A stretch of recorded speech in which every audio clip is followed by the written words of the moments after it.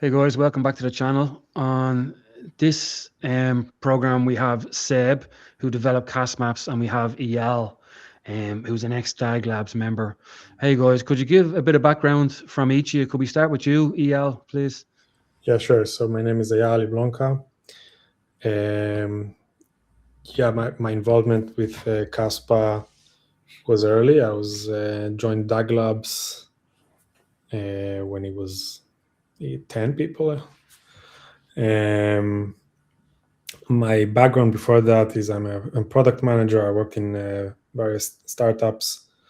Yeah, I've been in DAG Labs for some time. Then after the launch of Kaspa, I've basically just been part of the community. So now I see myself now as a community member. DAG Labs doesn't exist anymore since it had been launched, and I was mainly helping with educating people, like the early education of early community members. Kaspa was new. It wasn't like anything else before. It was kind of hard to communicate what it was, how it was working, what's different, and where it performs better than everything else. And it was like actually kind of hard in the beginning. And yeah, so that was my main things in the beginning. I was writing X posts. I had an X account for a very long time, but I never used it to write, just mainly for lurking. And then as Kaspa went out, I started like writing basic posts that I think helped people understand some basic stuff in Kaspa in the beginning. And let's see. Today, I'm a product manager in Google in Kubernetes engine. That's it. Oh, and Seb? Yeah, hi. Yeah, I'm Seb. I indeed am developing KASmap.org. Well, I have been a independent business consultant for the last like 20 years. Yeah, I'm not really sure what to tell further. I was early with Bitcoin, but I didn't buy it. I did register altcoin.com. And I sold that. Well, I really like Kaspa, and yeah, that's in short my story. No problem. So the last time I heard you guys was on the Bitcoin Army debate on X, which wasn't really a debate. It was like just people shouting at you guys. And like one of the things I've learned lately is that people are constantly using Lightning on Bitcoin now, and it seems a lot of people don't really know how it works. So I've kind of studied it myself, and I learned a little bit from listening to you guys debating and stuff like that. But I start on Lightning and then maybe move into other things between Bitcoin and Casper. But for Lightning, Eyal, you have papers written on Lightning. Can you so like Bitcoin in 2009 was launched after a financial crash, and back then it was grand. You could transact between people, and maybe it would take 10 minutes. But then when it starts to get busy and more congested, the transaction charges, the fees start going up. It gets expensive to transact on the base layer. So they created Lightning for speed and for fees. So can you explain, yeah, like why maybe Lightning is not the solution, or why is it not Bitcoin? Because people keep saying Lightning is Bitcoin. Well, I don't know if I haven't written papers or maybe written posts Okay. about it. Yeah. But the reason, well, first of all, just to make things straight, Lightning isn't Bitcoin. It's a different network. The Bitcoiners might present it or see it as part of the same like overall ecosystem or something, but it's a separate network. So the reason I think Bitcoiners like Lightning, is it completes the picture for them. So it like kind of obfuscates the weakness of Bitcoin, of the low Bitcoin has very low throughput. For any listener who doesn't know, we'll just like say every 10 minutes there is a Bitcoin block. In every Bitcoin block there is room for, I don't know, let's say between 2,000 and 3,000 transactions. That means that every 10 minutes Bitcoin can host 2,500 transactions. If we average that per second, that comes to around 6 transactions per second. Still doesn't mean that every 6 seconds there is an ability to make a transaction on Bitcoin, but on average, Bitcoin has 6 transactions per second. I think the Visa numbers, or Visa in US, or I don't know if it's Visa Global, is maybe 1,500 or maybe 2,000 or 3,000 transactions per second, and that's just Visa. So clearly the amount of global transactions there are in the world, just the digital ones, are far, far more than what Bitcoin can offer. And people use Lightning because it kind of bridges that. But then what's at what cost? So there are a lot of things. I actually wrote a post about it. So I think, I don't even know where to start. Maybe we should go one by one by all of these points I've made in the post. So first of all, with Lightning, in order to send someone else Lightning network, like the way it works is This one, Eyal, is it? Yeah. This one? Yeah, I think so. The way it works, it's like having a tab. Like, let's say you have a grocery store that you buy often, and you don't want every time you're going to the store to come and transact. So you and the storekeeper keep a tab, and at the end of the month you settle the tab. I see like Lightning as something similar to that. So in order to do that, but with Lightning, the way it works is, first of all, you and the storekeeper need to first have Bitcoin. Both of you need to have Bitcoin. So you both need to have set up a Bitcoin wallet and everything, and buy Bitcoin and have Bitcoin. And then you kind of like lock money between yourselves. So let's say I lock, I don't know, 0.1 Bitcoin, and the store owner locks 0.1 Bitcoin. And then me and the store owner, between ourselves, we have 0.2 combined Bitcoin that we can transact between each other. So I started with 0.1. It's like I'm putting in the pot 0.1, the store owner puts 0.1, and we can transact, we can send all of them to the store owner, all of them to me, or somewhere in between. And we keep this tab between ourselves. While we're keeping this tab between ourselves on the Bitcoin network, nothing happens. It just looks still like I made a special transaction to block this amount of money. The store owner made this transaction to lock that amount of money, and Bitcoin sees nothing else. So there's no transactions going on Bitcoin. Miners don't make any money. And then me and the store owner on the side are just like keeping a tab, like I sent you this, you sent me that, blah, blah, blah, blah, blah, blah, right? So here comes a lot of problems now. So at any point, any of us, me or the store owner, can go to the Bitcoin network and say, this is what the settlement was, right? He sent me all of the 0.1 Bitcoin, and now I have everything. I want to settle it on the Bitcoin network. And I can do that. And if that's not the case, if like the store owner doesn't agree with that, saying like, no, that's not the tab that we kept, he has to kind of like contest that. Okay. So here's problem one.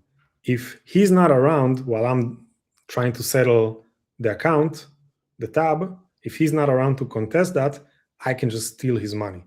Is problem number Right. one. So in order to solve that, in Lightning Network, you need to have some kind of service provider that's always there, always monitoring. So in case you're not there, they can contest on your behalf. So already we see that, like, the first problem, right? It's kind of a separate system. If you're not around, you need a third party to do that for you. It's not like, it doesn't feel so Bitcoin, right? Already. Two, I need the other, me and the other party first need to have Bitcoin. Like, so if you don't have any Bitcoin and I want to transact with you on Lightning, I can't just send you Lightning. First, you need to have Bitcoin, lock money, have some kind of channel with someone. Doesn't necessarily need to be with me. We'll get to that in a second. But you need to have already Bitcoin for me to be able to send you Lightning. Then I just said that me and you don't have to have a channel between ourselves. I can have a channel with Seb, and Seb can have a channel with you, and then I can transfer to you through Seb. So the way that works is like, if I want to transfer a certain amount, I need all the channels on the way on this route to you to have that amount of liquidity. So let's say me and Seb have 0.1 and 0.1, and you and Seb have 0.01 and 0.01. I can transfer to you, like, I don't know, it's like the lowest, I guess, common denominator on the path. And there can be problems along the way that there is not enough liquidity. So there are those problems as well. And then there are like nodes on the network that have liquidity, so that there is enough liquidity to pass people money, even though you don't have channels with them. But that's another service provider that provides some service that. Yeah. And then there are a lot of Lightning like wallets or applications that are not even self-custody. So they allow me to send Seb money even though Seb doesn't have Bitcoin yet, because they offer some like custodial service where they keep the money and Seb has an account with them, but it doesn't really have like a self-custody wallet on the Lightning Network. So we went already through, we just touched it. We just explained what Lightning is, and we're already touching a few problems. Maybe we will pause there, or you want to continue to the next points? You want to ask? Yeah, you're saying there's you're not self-custody or money for the start, but there is, I think the greater problem is the security budget. That the only time that the miners will get a fee is when you open and close a channel. But if I open a channel to you and it stays open and we transact, like say if you're a coffee shop and I buy like hundreds of coffees off you, the miners will get no fees from that because it's Right. off chain. Is that right? Right. That's a big problem. So Bitcoiners would often say throughput problem of Bitcoin is not a problem at all, because we can keep just transacting on the Lightning Network and not close the channel. Where if everybody does that, then, as you said, like the miners in Bitcoin don't see any transactions, therefore they don't get they don't get anything to fund their mining operation. And if they don't get anything to fund their mining operation, Bitcoin eventually doesn't have security, the security budget, basically. What secures the entire network is the miners mining. If the miners don't get enough compensation for their expensive mining operation, then they will not keep doing it. And if they don't keep doing it, then the hash rate drops. If the hash rate drops, then it's easier to attack the network. And I think, in order to really explain how severe that problem is, we have to we have to explain what's the current situation, like how much money, what's the current security budget of Bitcoin, what's going to happen after one halving, the next halving, then maybe the next 2 or 3 halvings, and then see how severe the situation is, because Bitcoin's Bitcoiners often say, "Oh well, but the last Bitcoin halving will be like in 100 years or something. So it's not a problem for us to solve ever. It's never going to be a problem yet, and we have 100 years to fix it." That's not the case. So a guy on X called, I think, the Onion, he showed that actually. He has also a calculator that shows that basically something like this. Right now, if you search like what's the mining reward in Bitcoin, it's something like $55 million. I think maybe let's search right now. Bitcoin mining reward last 24 hours.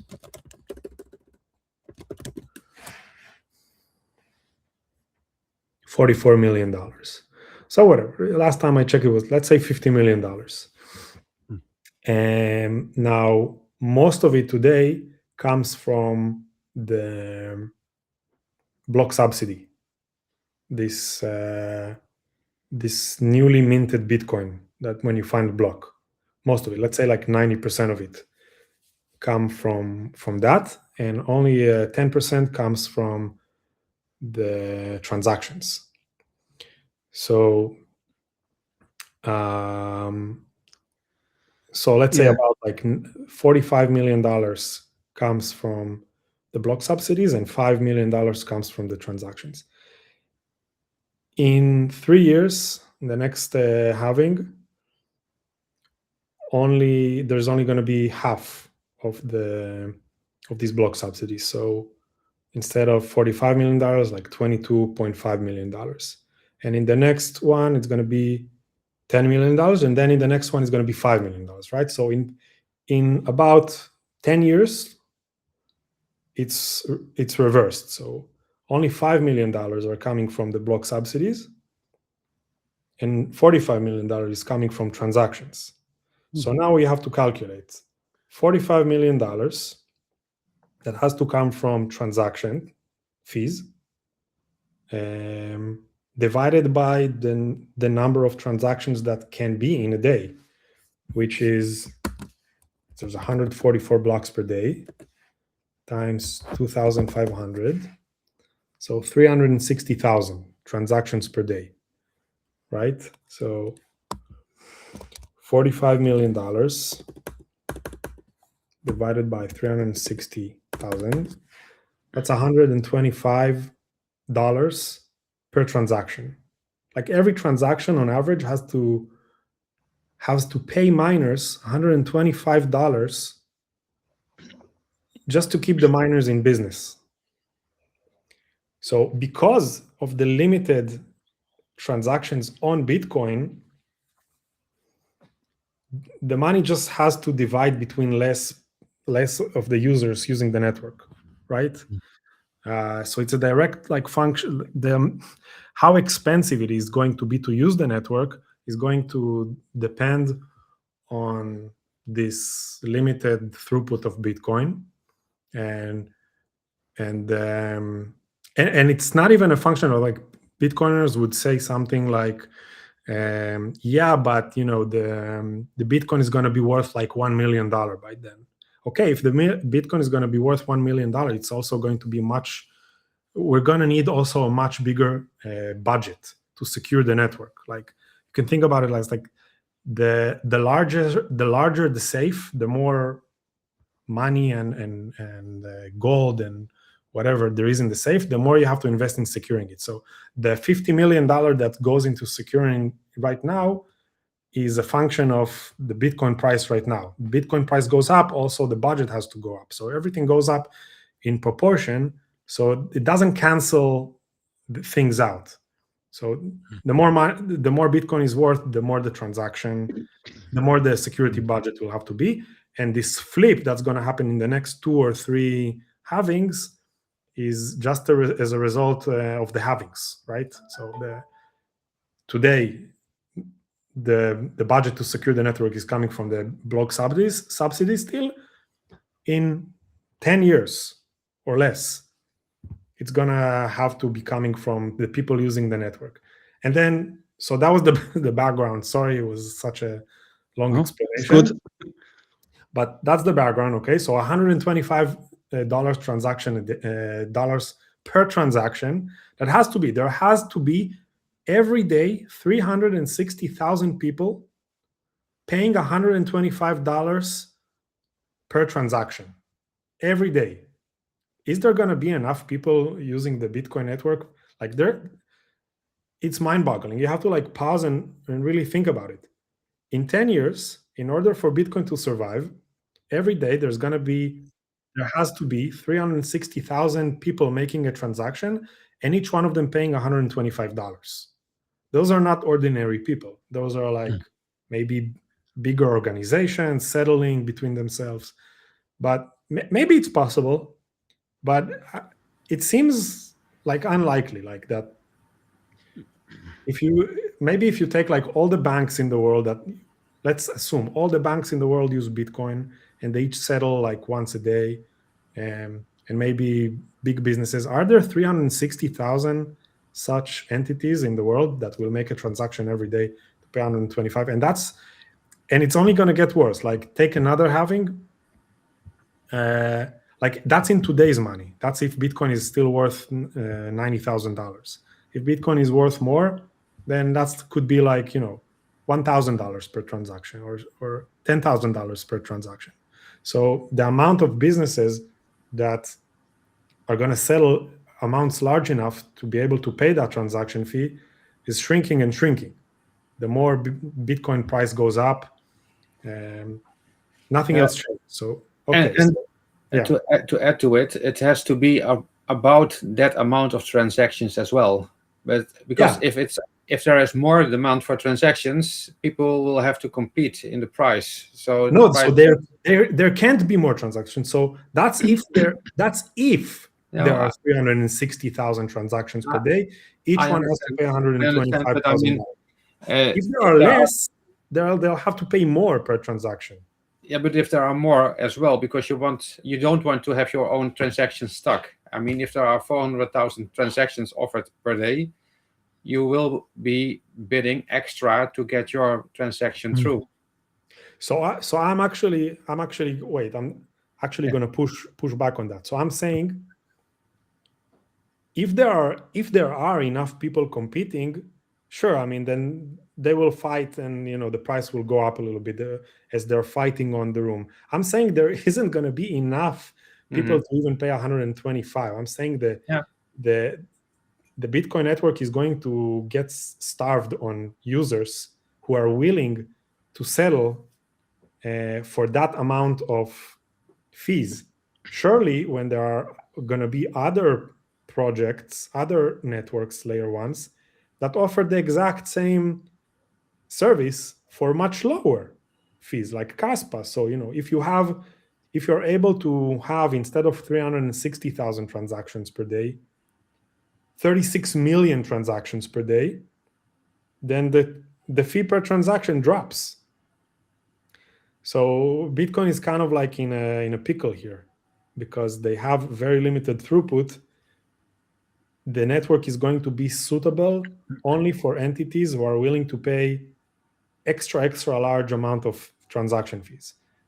Then take that, wrap that into something, put it on the side. Now we're going back to Lightning Network.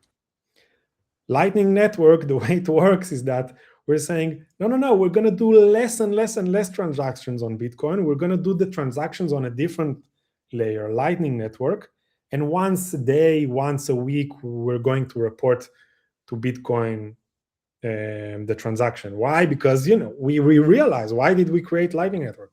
Because we realized that there's no throughput on the Bitcoin network. So we're going to, and it's very, very slow. So we're going to do all the transactions here, and we're going to port. So they're basically saying, they're admitting that they're not going to do transactions on Bitcoin. So the ones who are going to do transactions on Bitcoin are going to have to pay far larger fees.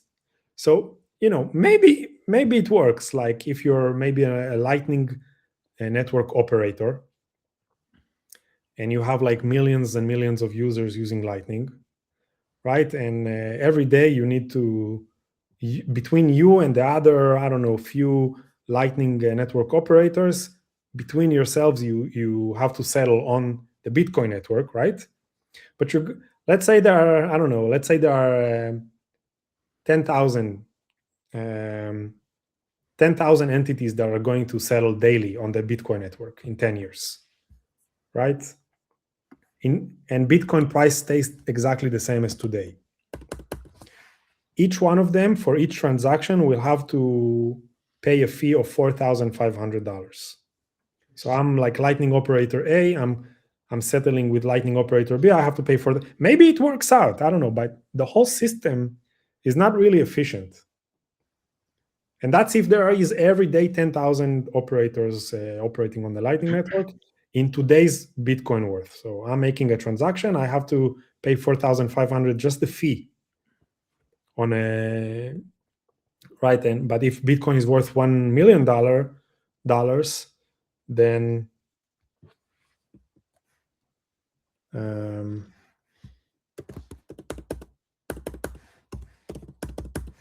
then that's $50,000 per transaction fee.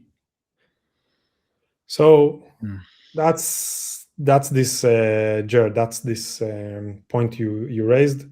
Yeah.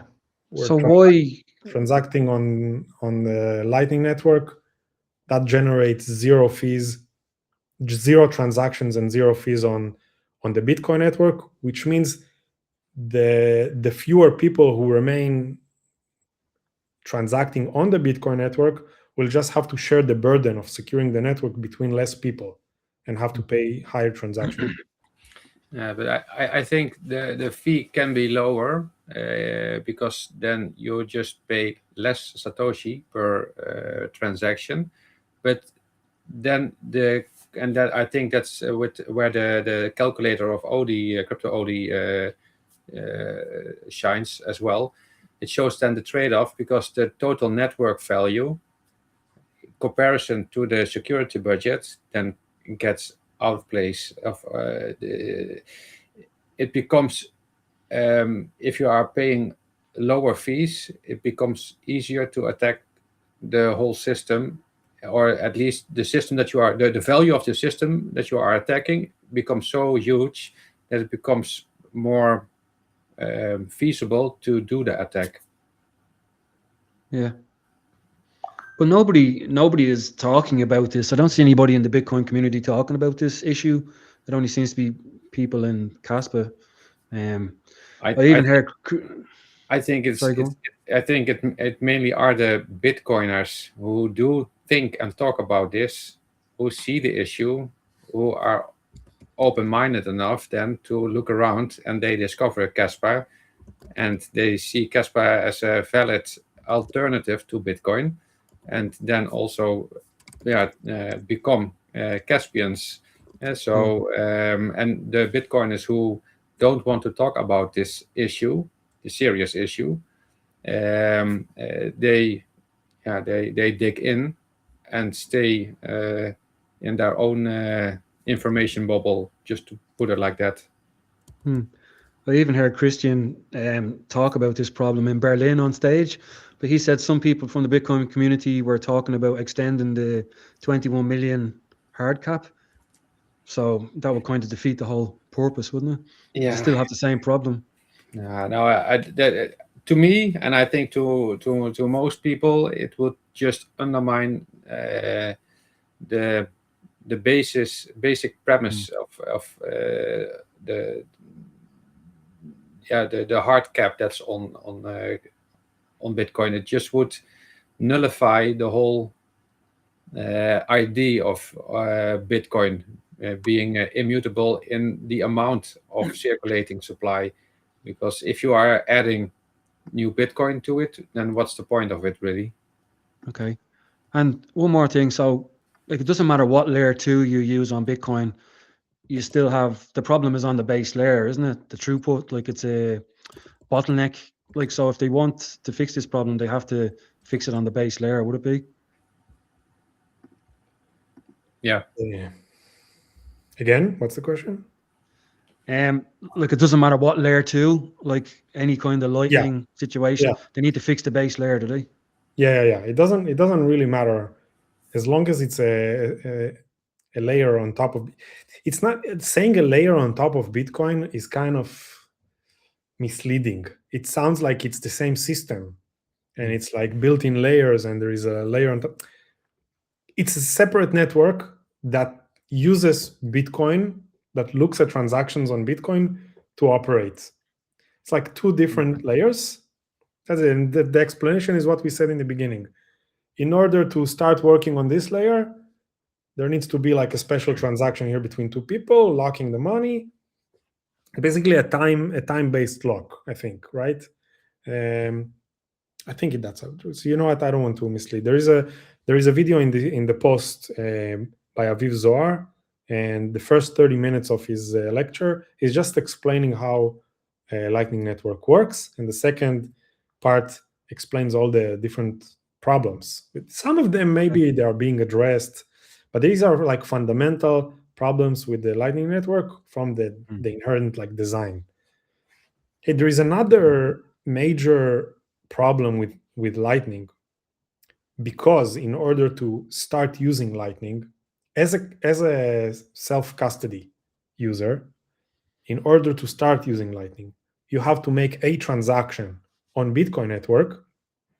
Then the problem is number 2 in my post is that in order to onboard 1 billion users, which is like onboarding 1 billion users, it's not just a made-up number. It's like basically, how you would treat like global adoption, right? Bitcoin wants to reach global adoption. What's global?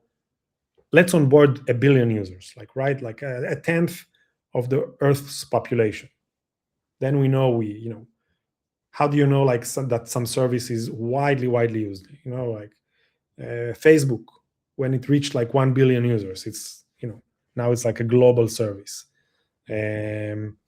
So in order to onboard 1 billion users onto Lightning, you have to have 1 billion users doing a transaction on Bitcoin.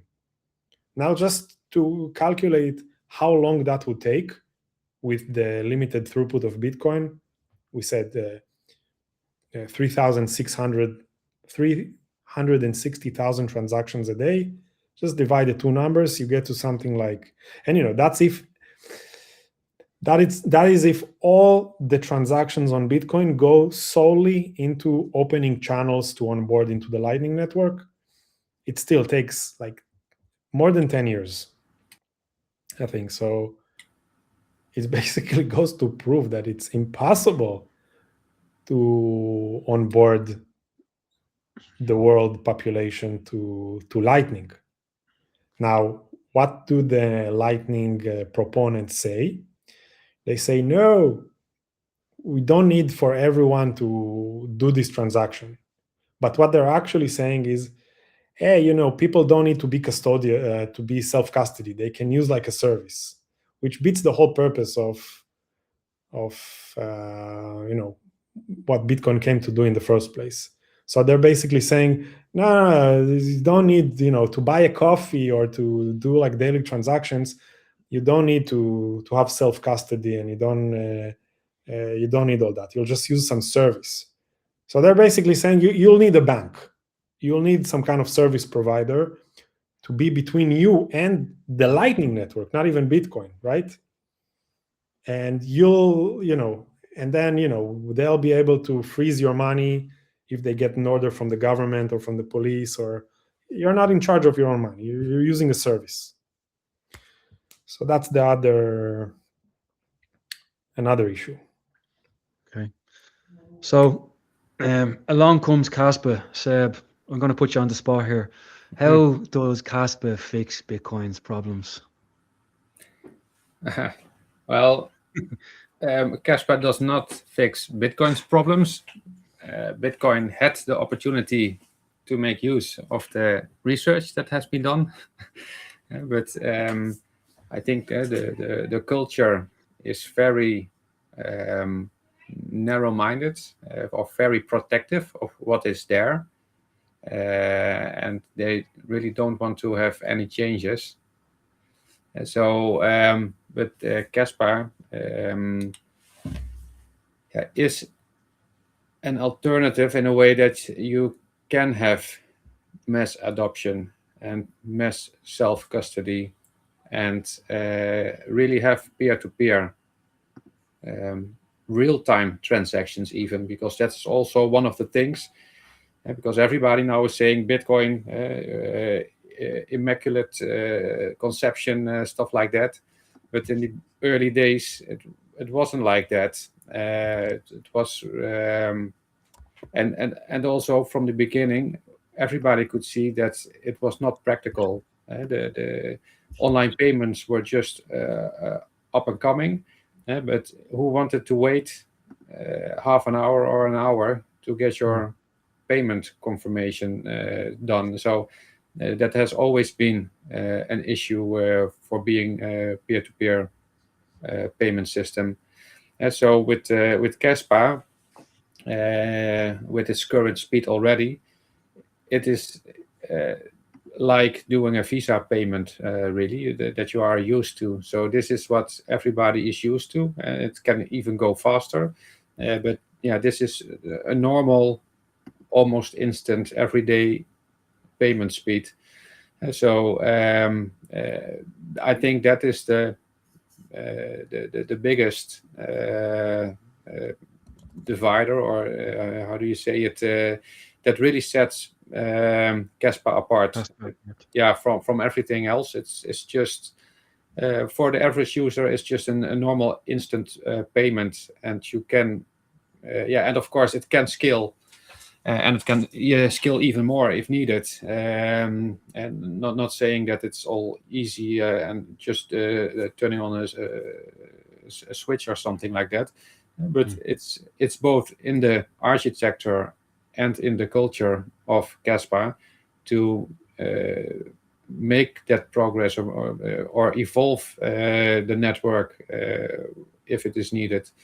So yeah, I think if you are looking at Satoshi's white paper, if you really want to have an alternative to the banking system, an alternative to the third party, or an escape from the third party risk that's in the current system, to get an escape, which also really is a third party risk of the inflation, because it's all policies that are being made, and have true ownership, then Kaspa is the go-to coin, really, as a payment system. We're not even talking about Kaspa as an infrastructure here, but Kaspa as a payment system. So, yeah, that's really setting Kaspa apart. Yeah, but Mr. Sampolinsky, he went to Bitcoin scaling conferences, didn't he? But nobody really paid attention, was it? And he kind of went off and created Kaspa, was it? Yeah, I'm not sure if they didn't pay attention. Yeah. I think I have seen some people taking notes when he was presenting, but yeah, I think it's very, very difficult. Also, if you are looking at the early days in Bitcoin, there have been also problems also with the network, and I think I talked also about 2013 fork / split after the upgrade. Bitcoiners don't talk about it. They always say, like, with Bitcoin, the network is just flawlessly running forever. But that's just some made-up concept that has been growing in strength. I call it now the Saylor era Bitcoiners. But it's not reality. It's if you are looking back, and still I think there are maybe some Wikipedia pages or something that have a list with all the issues that have been with Bitcoin and Bitcoin network, and yeah, that's just being ignored. But if you are looking at, I think it was 2013, there was an upgrade, and they actually changed the miners. One guy decided, after talking with each other, and it was all in good faith, by the way. It was all in good faith. It was they switched the hash rate from the longest chain to the shortest chain. So there were transactions done In Bitcoin? in Bitcoin, I think they finalized changed to the shortest chain. Yeah, to but the you cannot heaviest. beat it. Greediest, heaviest, was it? Instead of the longest chain, it was changed to the Hash rate, the most hash rate wins. heaviest proof of work. Yeah, Kind of like what Kaspa is doing. The heaviest blue score, which is like a generalization of it. yeah. And Yeah. the funny thing is that, because if you are looking back in that, I mean, Those are you see Brian Armstrong. Somebody wanted to call him Vitalik. He was worrying about double spending. Gavin what was in it, and there were some others as well. So people who are now pretty famous, they were all back in the chat. It's really fun if you are reading back the chat from those days. And then one of the bigger mining pools operators, he said, "Yeah, I can switch. I can decide, or I can switch if you tell me to. I can make the switch from one to the other." And I'm not sure which it was, but one of the two was just faster. If it was I think the upgrade had a bug or something. Or no, I think the bug was in there before, but they never noticed it until there was that update, something like that. And yes, so miners got issues, and you were just going to the chat, "Hey, I have this issue," and yeah, slowly but surely it hit that there was something wrong, and there was a network split, and then they decided, in good faith, that they're to switch the hash rate, the mining power, and I think they went back to the old ones because that was the most compatible one. And yeah, there have been some double spending. I know I have read about one confirmed, but there probably have been several others. Is there a way for us to chat here? Because Sorry? I want to paste the.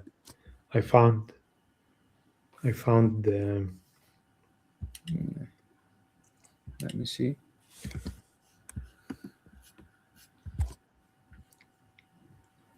You need to scroll up all the way. Okay. First, interesting anecdote. Initially, it was longest chain. Satoshi himself corrected it to heaviest chain. Yeah.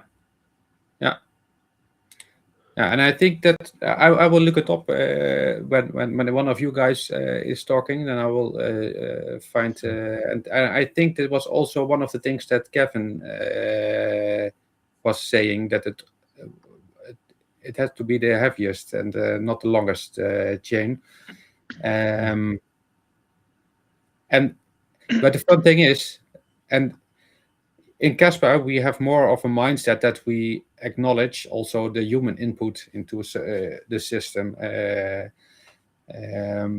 with Bitcoin, it's like the holy code, but they don't look at the human influence that is also in anything in life, also with running the code, and that it is possible to get human consensus outside the chain to push the chain into a certain direction. I think that the 2013 is an excellent example of it. And if you just acknowledge it, you can also be open-minded and just look at all the pluses and minuses, because Bitcoin did invent, or the creation of Bitcoin is something special. It really has been a milestone, but it's good to stay objective and look at it in an objective way and say, okay, it has its use cases. This is good and that is good, but it's not holy. It's not. It's really. It's just. It's just a great invention, but yeah. You're not allowed to talk bad about Bitcoin. Yeah. But yeah, in the last debate you had on the Bitcoin army, like one of the things they kept throwing in your face was Bitcoin is 15 years old. Bitcoin is tested. It's battle tested. It's never been down. But that's just one metric. Like Bitcoin has produced 931,838 blocks since its creation, and Kaspa has done 327 million and 97,000 blocks. So is that not a metric of it's been battle tested? Like it has how many more blocks? I had it written down there. Kaspa also went through some serious attacks, like the dust attack. Yeah, a few attacks. Very serious. Kaspa is arguably more, I would say, more battle tested, because something that is hardly changed and works at a very slow pace, the bad things in the design of it don't surface. Like it's kind of like, you have you can think about it like you build some kind of machine which uses like how do you call them, these wheels with teeth? Cogs. Huh? Cogs and cranks and things like that, right? You build some kind of machine, and then you move the crank really slowly. It's gonna work, right? Now what happens? But the machine probably it's not super. It's not super well designed, but those problems will not show if you don't operate it very fast, right? If you run it very gently, very slowly, right? If you roll the crank very slowly, then what happens if you start like really working that crank and trying to move it faster? All the design flaws are going to show up and it's going to break. That's what happens with Bitcoin. Basically, this machine is Bitcoin. It's like first version of the machine. You build it, it works, but you have to really, go very carefully. That's, by the way, that's why the Bitcoin Core blockstream, which is responsible for Bitcoin Core, that's why they are not keen on making very big changes to Bitcoin, because the machine is running. A lot of stuff is at stake. A lot of things. It's like a very flimsy machine that a lot has been built on. And nobody wants to make a change to this machine because they're afraid everything that's been built on Bitcoin, like, and by being built, I don't mean like applications or stuff like that, just like companies, money, people depend on it, They don't want all that to break. So they're like no, let's not make any change. Now, funny thing, Kaspa actually forked Bitcoin, like to start, forked a certain implementation of Bitcoin in Golang. And how do you start? You have like this paper from Jonathan, and let's just there is a parameter in the code like that dictates how many blocks per second there are going to be, right? So you can just go and change that and see what happens, right? Everything should be working. Like, instead of one block every 10 minutes, let's do 1 block per second, and let's see how it's working, right? With the current code. The code implements the protocol, the Bitcoin protocol. You change that, everything breaks. Basically, everything breaks. Like, not only the code breaks, doesn't run, all the weak points in the code, all the break, and also the algorithm doesn't, and not the algorithm, but the security breaks, right? There is going to be so many blocks that happen in parallel that instead of being a kind of a chain with, from once in a long while, there's going to be like maybe 2 blocks at the same time. Instead of that, you start getting like many blocks at the same time, and because Bitcoin doesn't have the notion, like doesn't have the ability or the possibility to look back and say, hey, I see several blocks here at the same time, can I link to all of them? Because you can't do that in Bitcoin, and everything breaks, the security breaks. So the whole system breaks. And what Kaspa did initially was basically take this flimsy machine, try to move the crank really fast, and all the cogs just kind of like the machine blew up.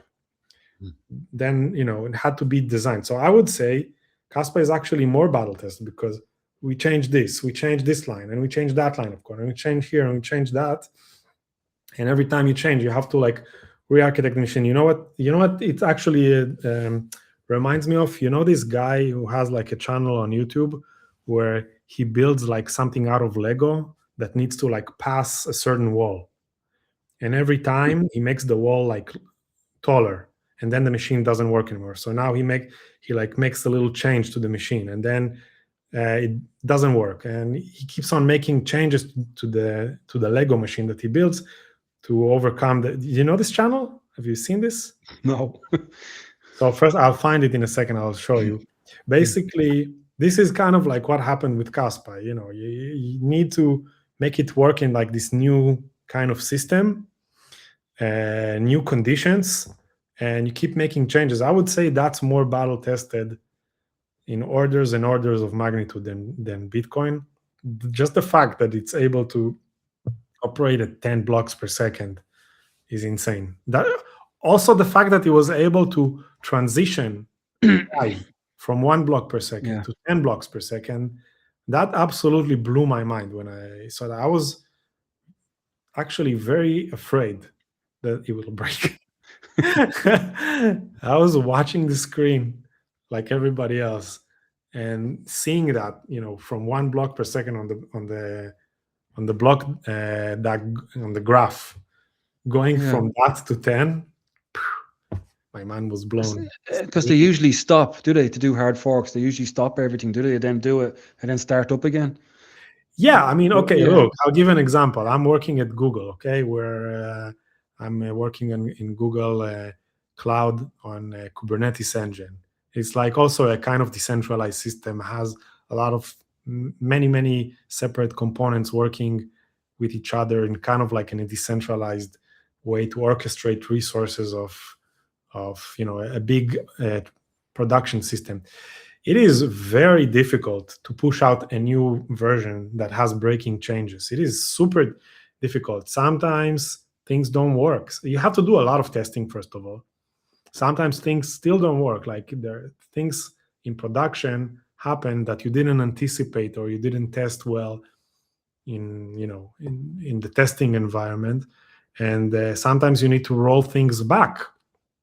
Like you put out the change, didn't work out the way you wanted, you have to disable it or roll it back to and that's like a catastrophe for crypto, like for a mainnet network to experience something like that and have to roll back. It's a total catastrophe.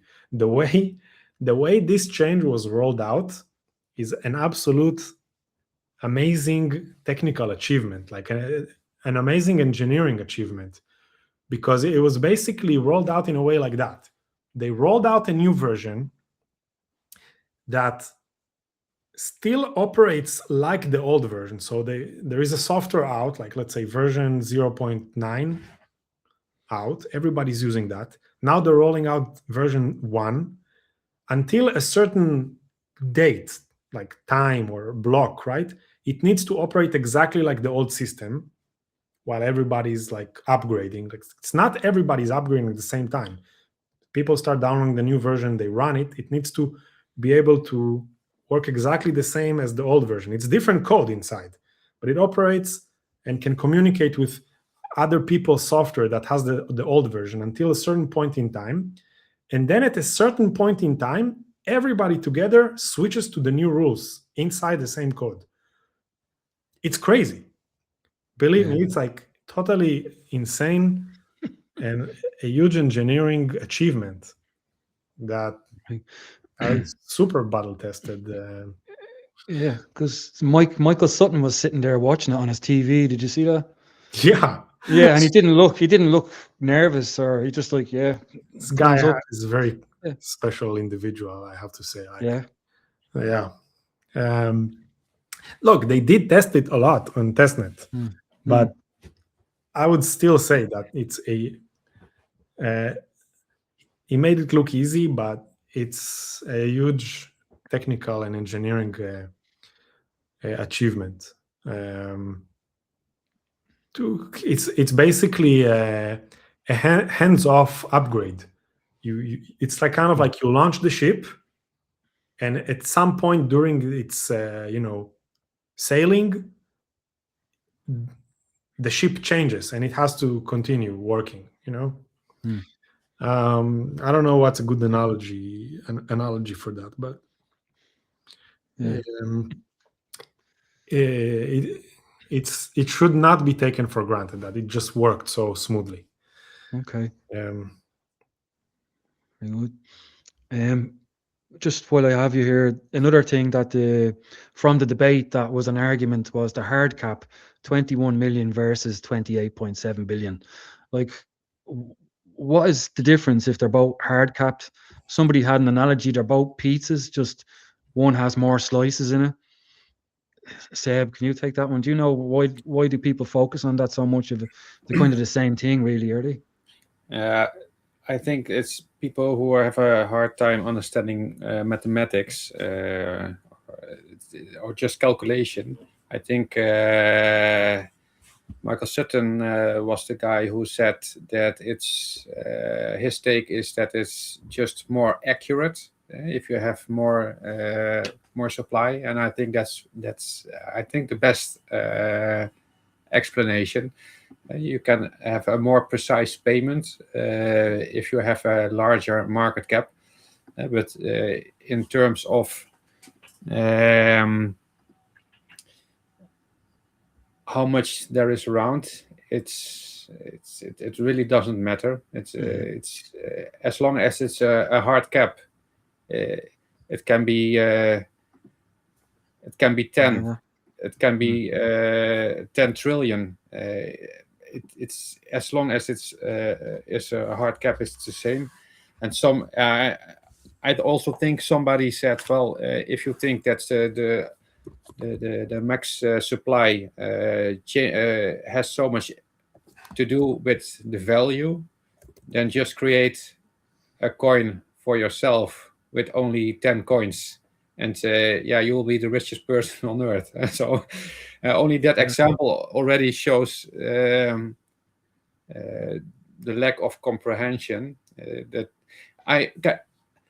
Maybe I'm a little bit harsh because I can understand that if you are not really thinking about it and you say, well, there are 21 million bitcoins, and let's round it out to 28 billion Kaspa. There are a lot more. There's a lot more cash around than BTC. Thus, BTC is more valuable.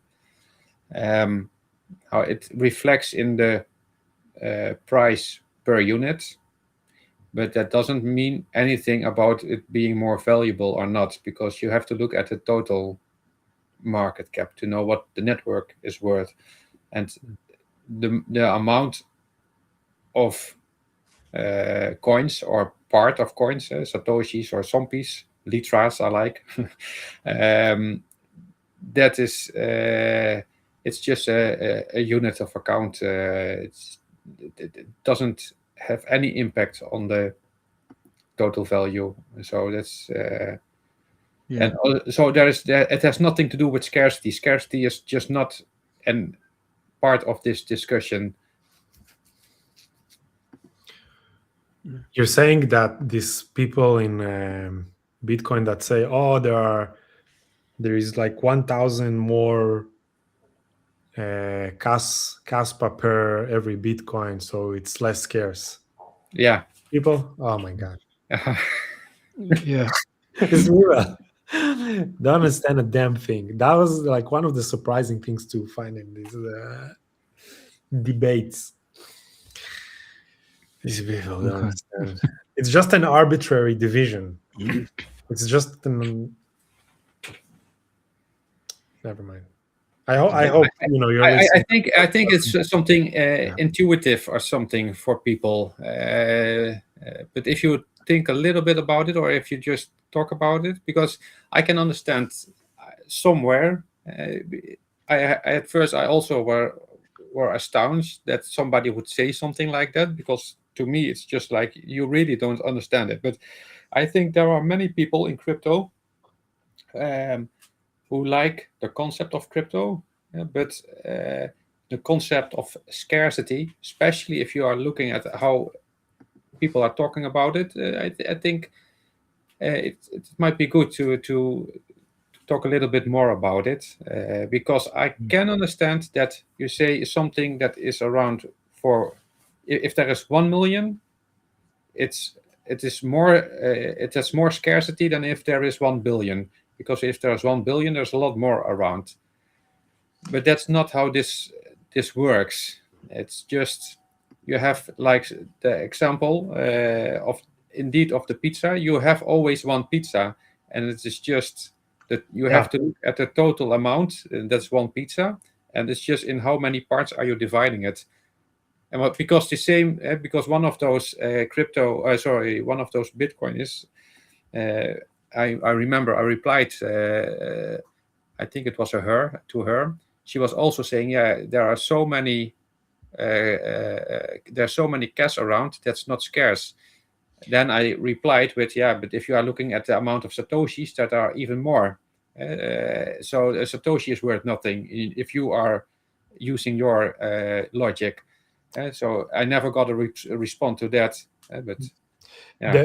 The best explanation to this that I saw was from Nick Carter, where he wrote something like, on day one, Satoshi created a single quantity of Bitcoin, right? Then that amount just unlocks over 130 years. The first half in the first 4 years, then a quarter in the next 4 years, then an eighth in the next 4 years, and so on, right? So there's like a set amount created on day one, and it just unlocks in kind of like an exponentially decreasing way. Same for Kaspa. There was a single amount created like on day one. Hypothetically, it wasn't really created, right? It just gets released. What matters is that the amount is finite. In Bitcoin, it's finite. In Kaspa, it's finite. For example, there are cryptos that the amount is not finite. For example, Doge. I think the amount is infinite. Or in fiat, the amount is infinite, right? Every year they can print more. What makes it scarce is that the amount is finite. Also in gold, theoretically, there is finite amount of gold on planet Earth, and it gets excavated every year more and more. Of course, there can land or they can find like a meteor or something that is pure gold and go there and bring more gold to Earth, and that would dilute the amount of gold on Earth. But actually, that's good. With Bitcoin, you can't find like some additional Bitcoin on a meteorite and bring it here. Same for Kaspa, right? The important thing is that it is a finite amount, and then how much you divide it up, that doesn't matter. It doesn't matter at all.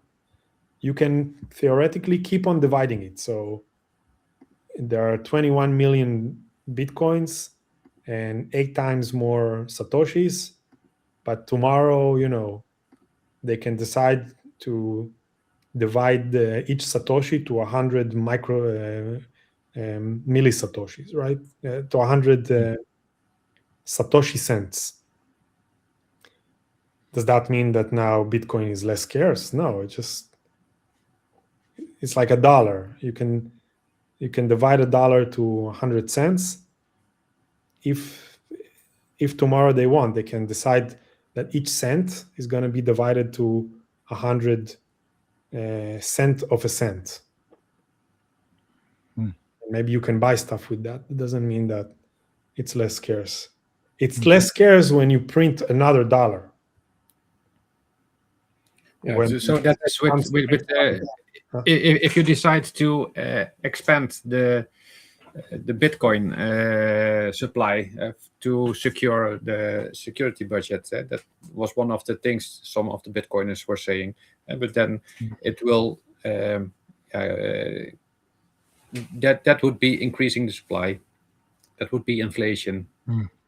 It's not really inflation because the amount is still the same amount. You just divide it up into smaller pieces. No. I mean the proposal of some of the Bitcoiners to just increase the amount of Bitcoin for the miners to keep on mining. I didn't hear about that. Yeah. No, tail emission. Yeah. Tail emission. I think it depends how you do this tail emission.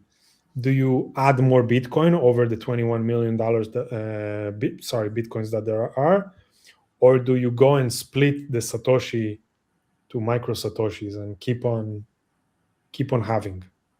Because the halving ends when you can't divide up the Satoshi any further.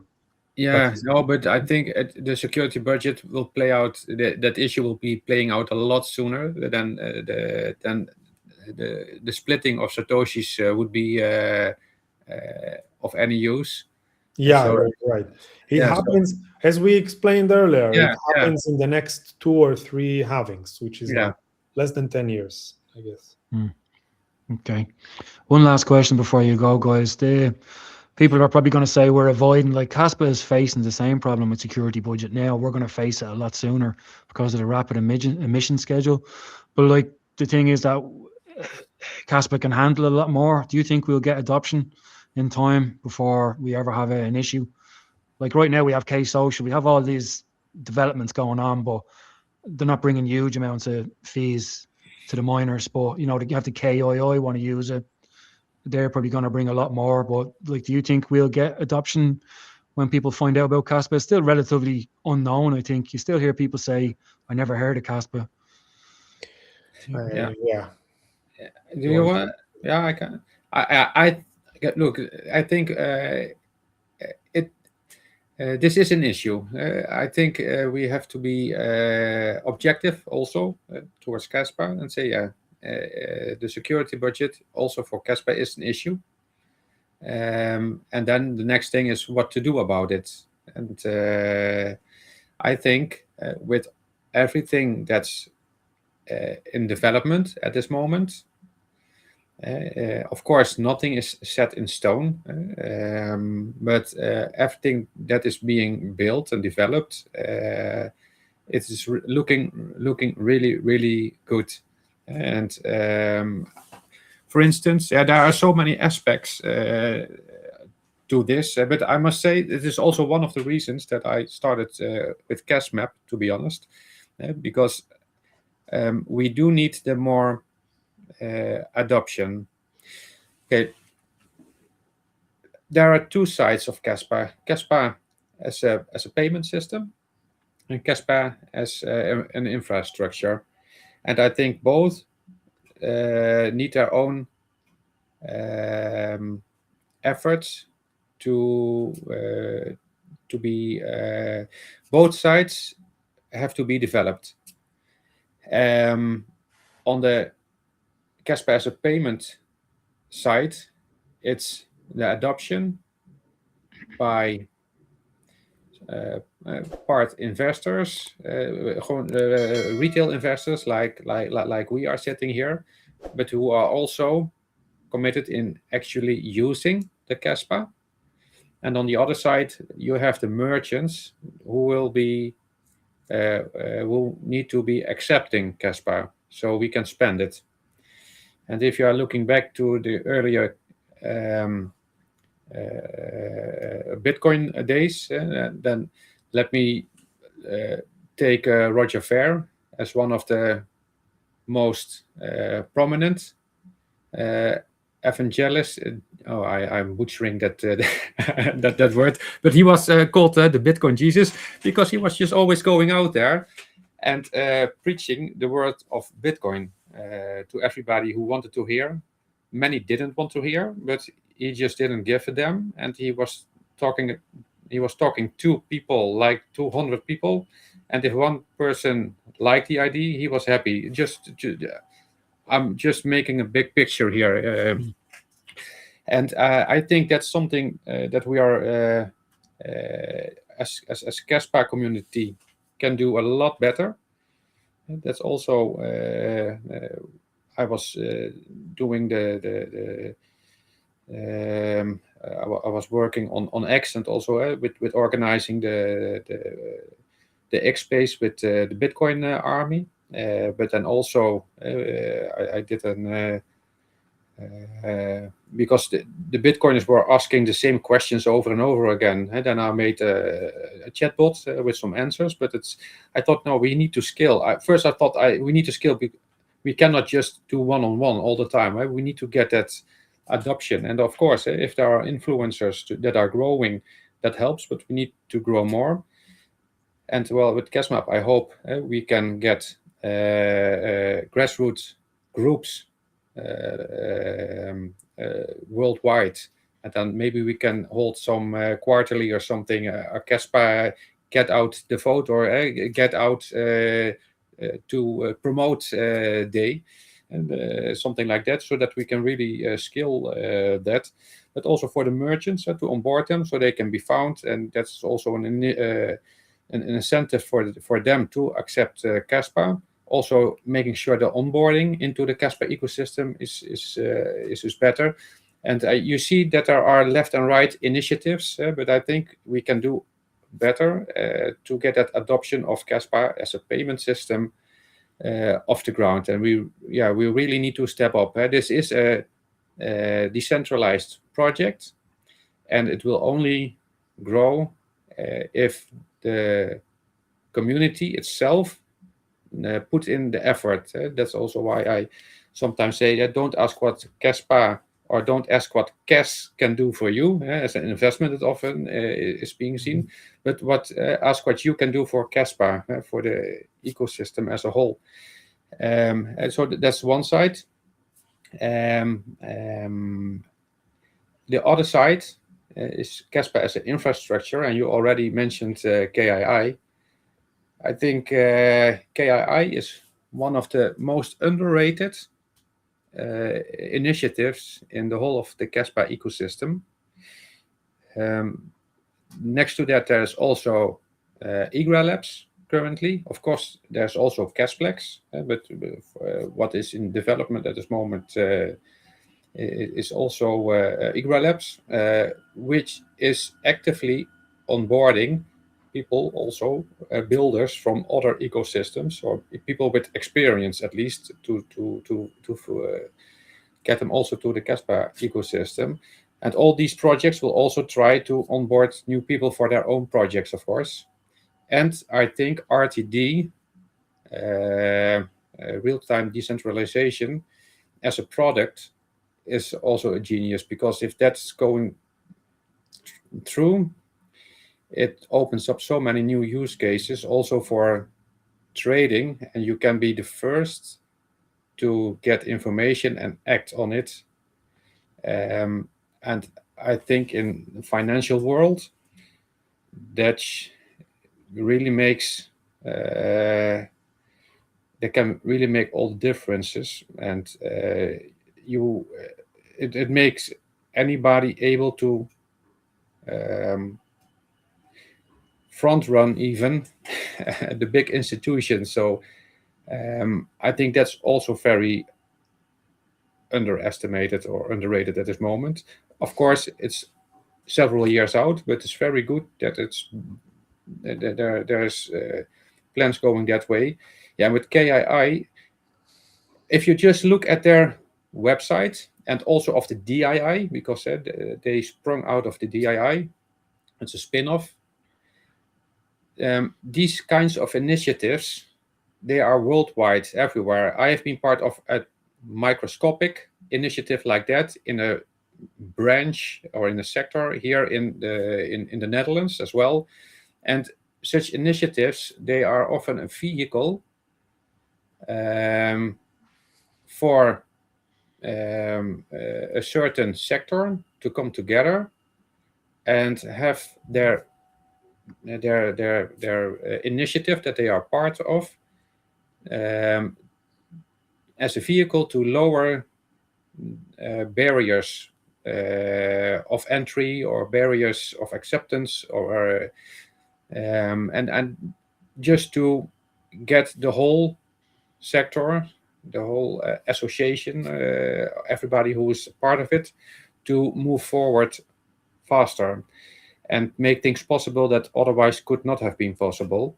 And that's something that is happening all over the world, and is normal business life, everyday life. And if it's a good initiative and it is effective, it can really, really speed things up. And if you are looking at the participants at this initiative, and also if you are listening to what Rory and what Paul are saying, and also Angel, who has been to one of those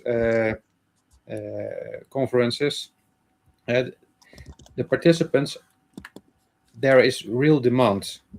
And it also makes sense, because if you are looking at the participants and the quality of it, it's you cannot find any. If you are looking at the world scale, there won't be much higher quality with the top companies in the world on a C-level that are coming together, who really will have an impact if they are going to adopt it. And the demand for the adoption is there. And the KII, the people involved, have a very, very good reputation, what I got from everything that I have read and heard about it. And it makes sense, because they have been instrumental being the DII as well in the energy sector. And they have built a good reputation. Otherwise, you wouldn't have all those big companies on a C-level spending their time and energy to go to such to these events. So these are very serious people with very good reputation. And if these energy trades or high frequency trading, these proof of origins, these carbon credits, all the banking sectors, all these are going to adapt Kaspa. I think it was Rory who said, and I hope I don't misquote it, and otherwise I'm just going to say it. We probably have to scale up the blocks per second to facilitate everything that's going to happen on it. So I think through all these decentralized efforts, and of course the KAF is also trying to promote the adoption. And I think it is the security budget is being addressed through all these decentralized efforts to increase the usage of Kaspa. Okay. Eyal, before you go, do you have any input on that? Yeah, so I'll say this. So I think you asked two questions here. So one was, I'll try to answer both of them. With regards to the emission. So just with regards to emission, like Kaspa has the same problem as Bitcoin, as the emission reaches, the end of the emission, the miners' rewards and miners' reward shift to being more reliant on transaction fees. So Kaspa is in the same scenario, or in the same scenario as Bitcoin, but as we explained before, because there are more transactions possible to happen at every second on Kaspa, the burden of funding the security budget can be shared between more transactors. So Kaspa has that going on for this. So then I agree that Kaspa needs adoption. So if the adoption doesn't come, it doesn't play out, I think, well. You could say that Bitcoin is already kind of like full adoption, right? All the blocks are full, and they're at the end of the potential, and they hit the like the glass ceiling and the bottleneck. Kaspa needs to get there. The glass ceiling for Kaspa is orders of magnitude higher, but it still needs to get there. I think the way Kaspa gets there is with the addition of the expressibility layer, the vprogs, and so that's just the infrastructure. Still, builders need to come and start utilizing that. I think builders will come and start using that because it's just an infrastructure, right? And as an application developer, and it's not only with crypto, like as an application developer, you can choose between like different services to use to develop or to host or to run your application. There's a lot of competition here. Seb now is built a KAS map. He could have used base 44 or this service or that service, and then hosting. You can host it on, there are many options for Seb where to host it. He's looking at the end of value, money over value, or something like that. He's looking for efficiency. So I think the same way application developers that need that's part of their architecture is they need a decentralized ledger with expressibility. They're going to have now another option with Kaspa, and if the conditions of operating on Kaspa are giving them a lot of benefit, they'll use that. So, and where I expect a lot of adoption to come from is Seb mentioned the KII. I think that could be one. I'm expecting like a stable coin. Stable coin is one of the most popular usage on crypto still. And I think a stable coin or either one of the popular stable coins or a new stable coin or whatever on Kaspa could bring a lot of adoption. So I'm expecting that, maybe decentralized exchanges like a Uniswap type. And I think KII has several use cases that they mentioned. Mm-hmm. One of them is even like a stable coin, but it's like a stable coin, maybe gigawatt coin, yeah. For the energy sector, or just like the settlements of these energy. I don't know what they are, like energy contracts or settlements between energy providers, stuff like that. But I remember they had like, I don't know, they have about like 10, an order of magnitude of like 10 different projects that they want to run. It's actually would be cool to hear from them what's the status of each of these projects, where they are. Like I see them in conferences and KII talking in like these conferences and talking about Kaspa. I'm just would be cool to get some kind of a status update from them. But this is where I think I see the adoption coming from. And one last thing, I think Kaspa, I think one of the things that it's lacking today is marketing. And since Kaspa is not one of these projects that allocated from day one, I don't know, like millions and millions of dollars to marketing, and instead just decided to send all, give or basically all the Kaspa to participants coming and mining.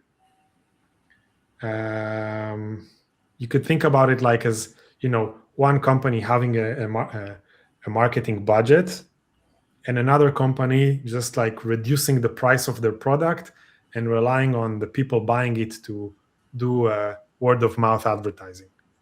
So like direct marketing would be like to just reduce the price of my product. That's my marketing. Or actually I will increase the price of my product and I'll use some of that money to advertise my products. Two different approaches. Kaspa is in the direct marketing, right? Here's the project, folks. You can mine 100% of it. go mine it, and then the people who mine it now, they're in charge of marketing it. So I think everyone in Kaspa needs to nonstop do that, wherever they are. Just talk to friends, family, advertise, and I really hope that some of the bigger players, maybe KII, KEF, a bunch of those would do more.